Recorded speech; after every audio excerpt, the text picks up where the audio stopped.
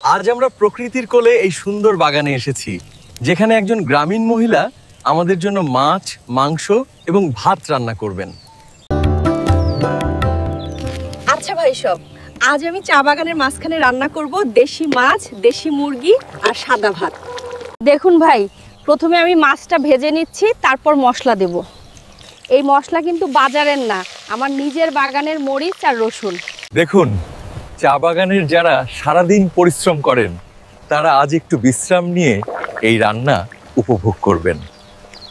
এই ধোঁয়া, এই গন্ধ, এটাই আমাদের গ্রামের সুখ। এখানে ফ্রিজ নাই, গ্যাস নাই, কিন্তু মনের আনন্দ আছে।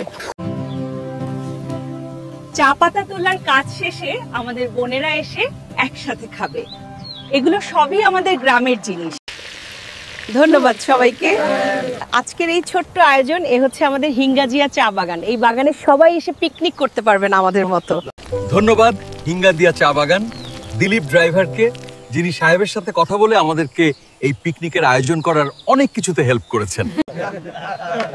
গাজিয়া চা বাগানের শ্রমিক এবং এখানকার সর্দার দিলীপ ড্রাইভার এবং বড় সাহেব, ছোট সাহেব। ঠান্ডা সকালের বাতাস, পাখির কিচিরমিচির আর চারপাশে সবুজ চায়ের বাগান।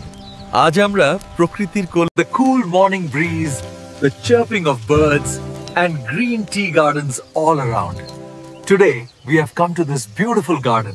Workers of Ingajia Tea Garden and Dilip driver, Boro Saheb, Choto Saheb, they are very good. They have helped us a lot with this picnic.